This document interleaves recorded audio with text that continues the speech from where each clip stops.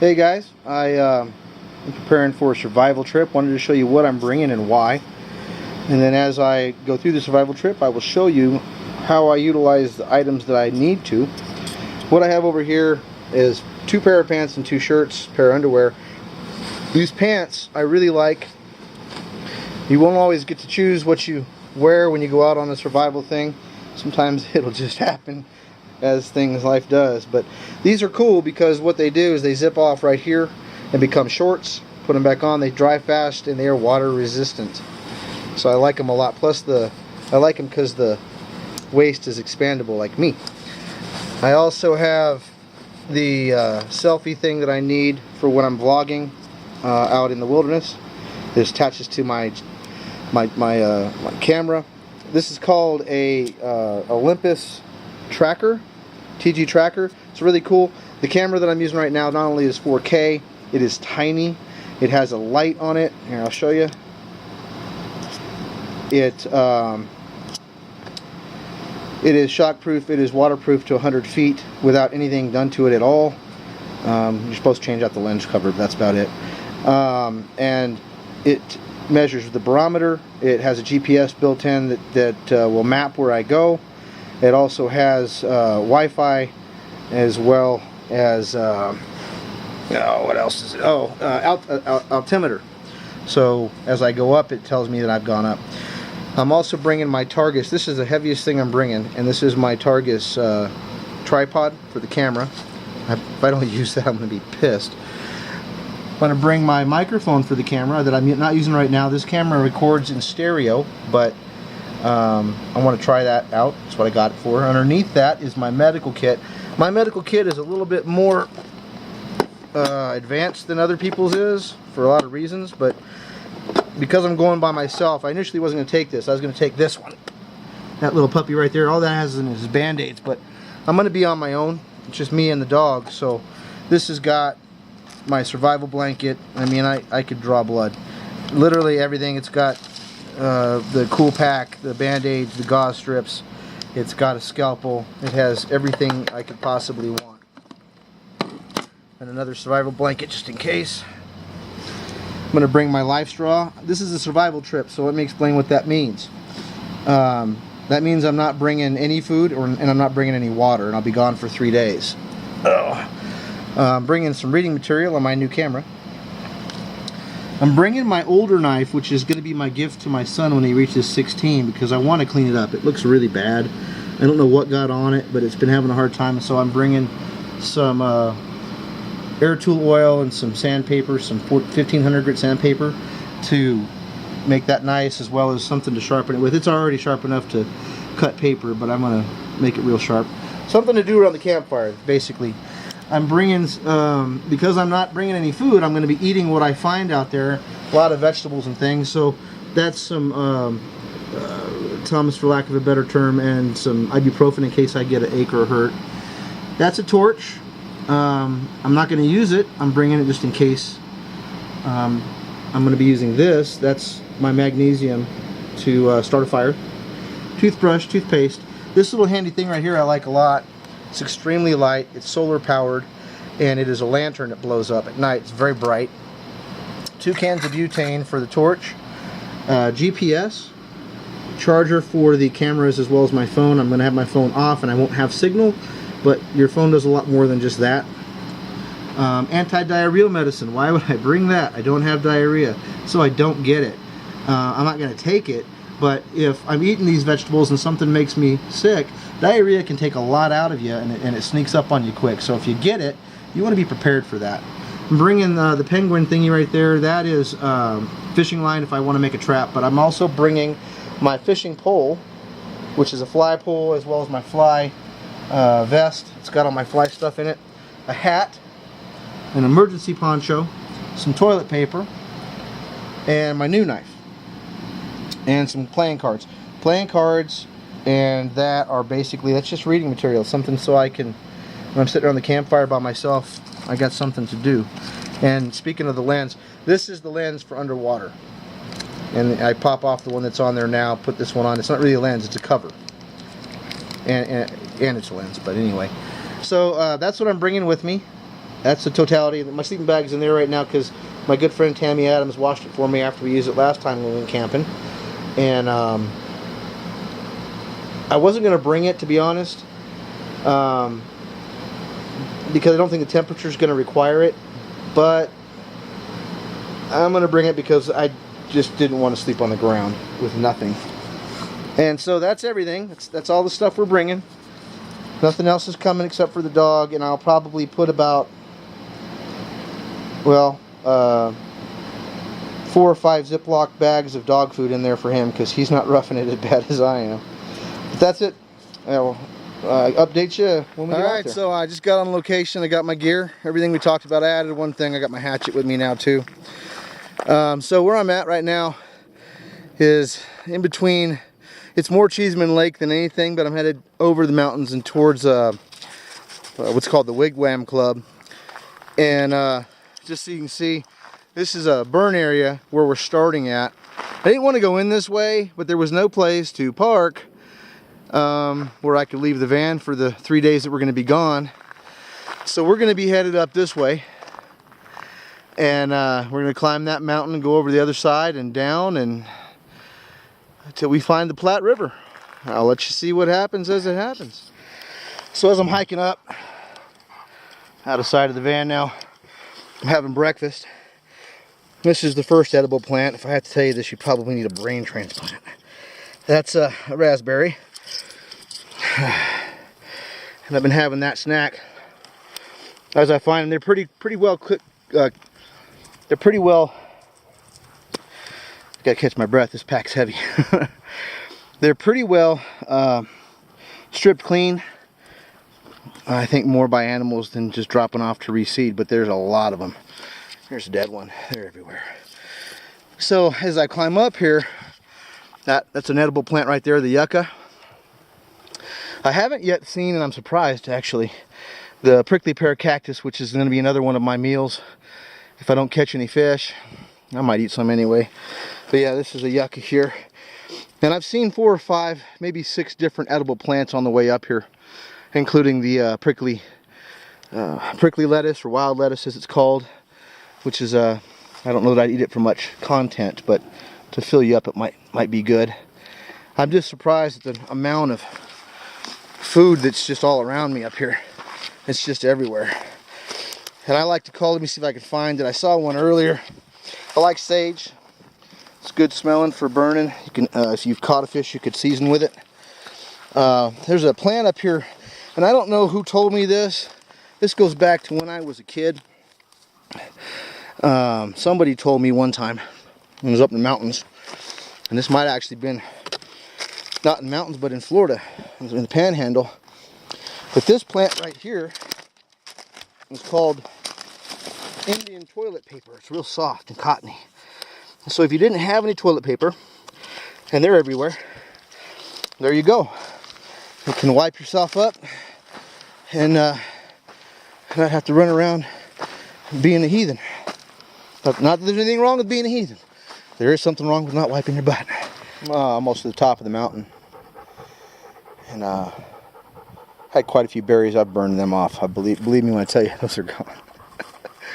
But I wanted to just see the view, and then I wanted to point out something to you.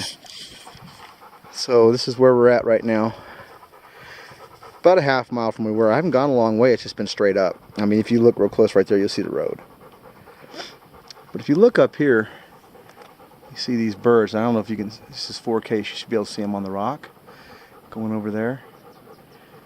That is really cool. Those are, I don't know if they're sparrows or what they are, but they're basically, all their nests are built into this rock. And so as a community nest, not just one, obviously. We're talking about dozens and dozens of nests, and these guys all just stay here. And they don't sing much. They do tweet every once in a while when I move, but that's just, I think, to distract me. But anyways, I think the view's going to get better on the other side. It should be seeing the South Platte at that point. And that is when it's going to become a lot faster for me to find a spot. Now, this is a good time to say a few things. So first of all, if you're in a survival situation, a good pair of sunglasses are good to have. And the reason for that is because sun, smoke, all kinds of crap. I mean, it's obvious why you would do that. Second thing I would say is, the moment that it happens, there's really two things that you need to find. One thing that you're going to need to find is water. All right, you need to find some source of water. Sometimes a dead giveaway for that is going to be where you find the greenest stuff. So I'd almost bet you down there where you see the most green, there's probably some water source. Maybe over in that valley right there in between those two foothills, there might be a water source. The second thing you need to figure out is how you're going to create shelter. Now, shelter doesn't necessarily mean I'm going to build something. Now, I probably will build something. It really depends. But, I mean, that's shelter right there.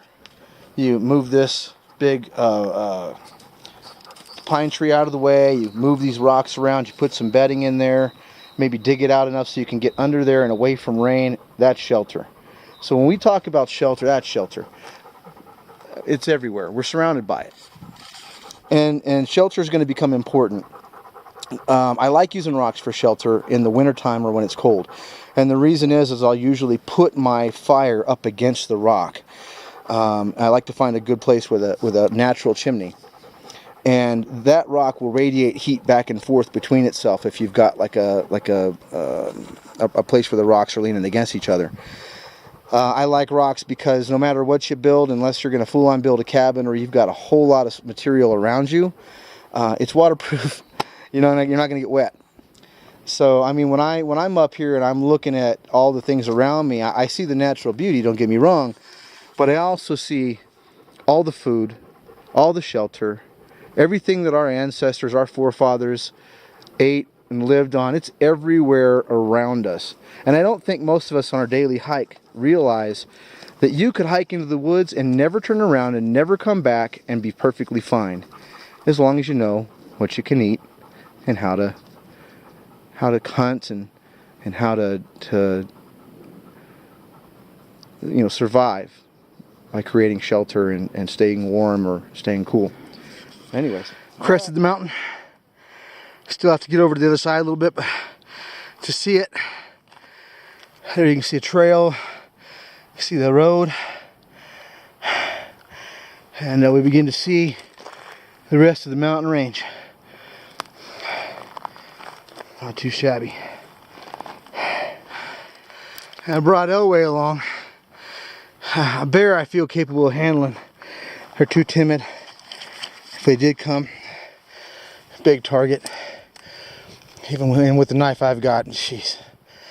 But mountain lions, that's a different story. He normally will circle me about 100 feet out. So even for wind direction change, I'm usually fairly confident that nothing is coming my way. That's not why I turned this on. That's why I turned this on. So this is the other side of the mountain. This is where we're actually going. This is the water source that I researched online before I came up here. That's Cheeseman Lake. That's the Platte River. I'm going down that way. I like to fly fish, and I can head up to that lake anytime I want. It's going to get a whole lot easier. I'm winded from hiking way up the mountains, but going down is going to be a whole lot easier. And once I create a camp and such, I can get rid of this pack, and then I'm not going to be carrying around, I don't know, it's 50 or 70 pounds. That's what it feels like. It felt like it when I put it on. It feels like more now. But that's a beautiful lake. I don't know if you can tell from the camera picture. I'll find out when I get home, but it's beautiful, bright green, clear, crystal clear, I'd bet you, from where I'm looking right now. So anyhow, that's going to be my valley for the next 3 days. Run away, Bambi! I think you're a doe. It's one of the coolest things about having a camera right on your side when they come. And there they are. Just running up the mountain. She was over here. I spooked her when I came over. I turned my phone on because I wanted to see if I had signal to check in with the wife. And she's like, that cricket ringtone does not sound like anything I've ever heard. Run away! So I'm on the other side of the mountain. River's down there. And I looked at this from satellite. It doesn't prepare you for the immensity of the drop-offs and the size of the You can't call those boulders. The mountain. You can call that one a boulder right there. You can't call that one a boulder. That's not a boulder. I don't know what the hell it is. That's the mountain. That's okay. You can call it a BAR, a big ass rock.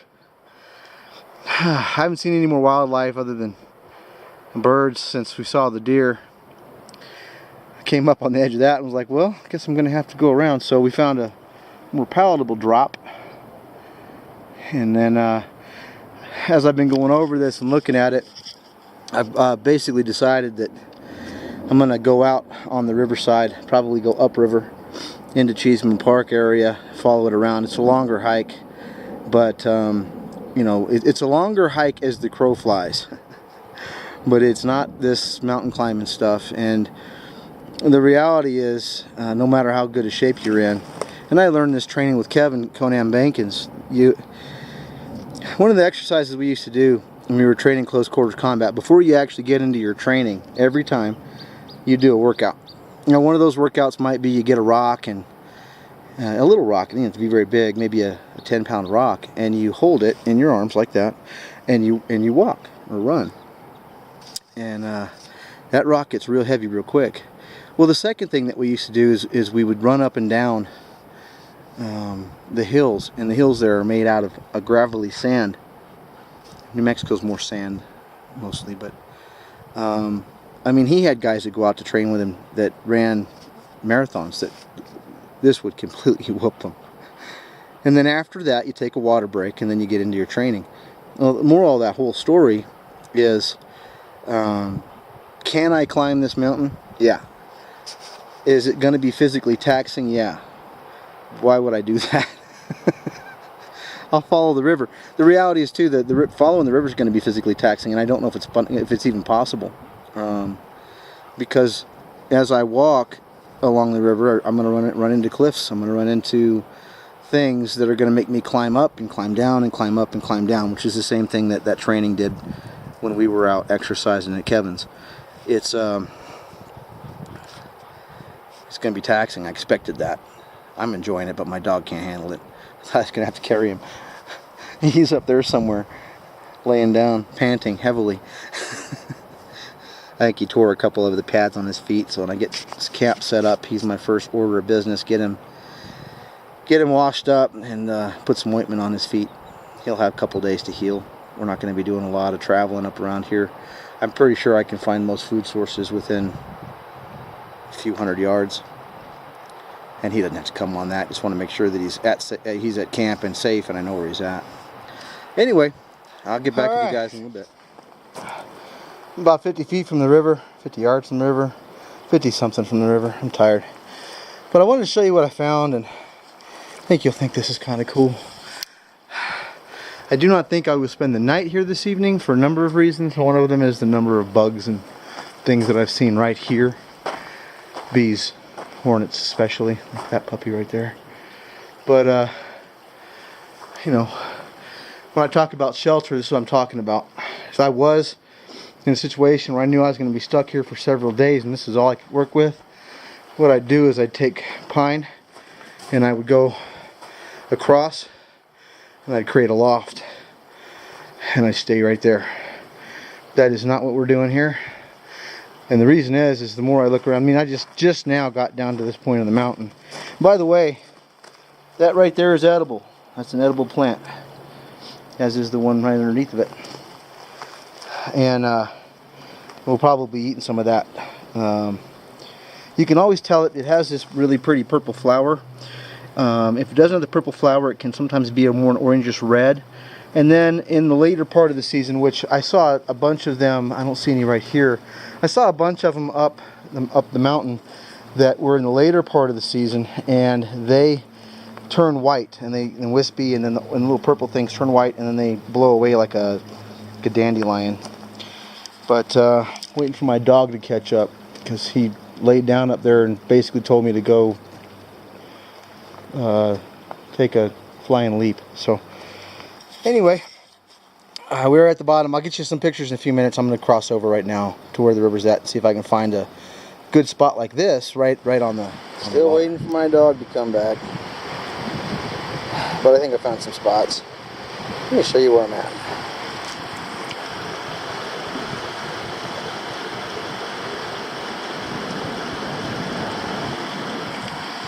I'm going to do some fishing in a little bit, I think. I got to find shelter first, though. And I think I found one. Come to find out, this place isn't as far away from civilization as I thought, because there's people here. Which is confusing to me, but I don't know. I looked on the map, and the map said there wasn't anything here, except the river. Map lied. Anywho, I'll work with it. So, first thing I did, since I'm still waiting for Elway to show up, so a life straw, if you haven't seen one, it looks like this. And what it does is it purifies the water. Now, it doesn't take out everything, so you could get the poops, but it takes out most everything. It's better than nothing at all. One of the things we're going to be doing this weekend, or this week, it's not even the weekend, but one of the things we're going to be doing in the next 3 days, I'm going to show you how to make a Japanese water filter. And that's why I brought that. The problem with the life straw is, in order to use it, you have to get down in the water. And it's such a bad problem that it's talked about a lot on survival things and just on YouTube in general. But that's how you fix it. I brought 2 sport drinks with me when I came up. I drank one on the way, and I kept one in the wings until about halfway when I could hear the water, just in case. I didn't want to be completely without liquid. That's the first way to really do yourself in, is to not have enough water. So then I took that and I cut the top of it off right here, so this would fit through. This won't fit through normally. Then I scoop my water up that I want to drink.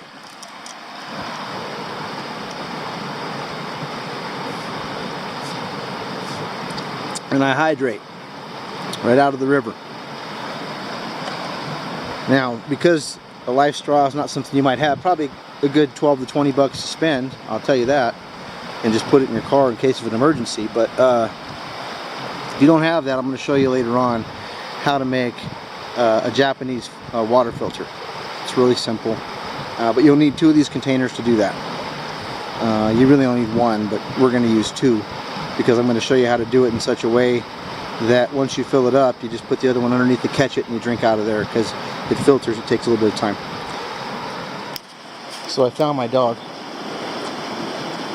sitting down here, and all of a sudden I hear, "Oh!" He thought I left him. He's howling like a full-on wolf. Now he's tired. He's a tired puppy. He's a tired puppy.